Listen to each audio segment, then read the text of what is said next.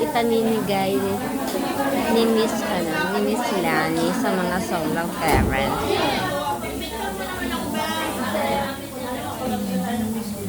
Ayan, yun ang aking mga kasama ka-grupo. Ayan.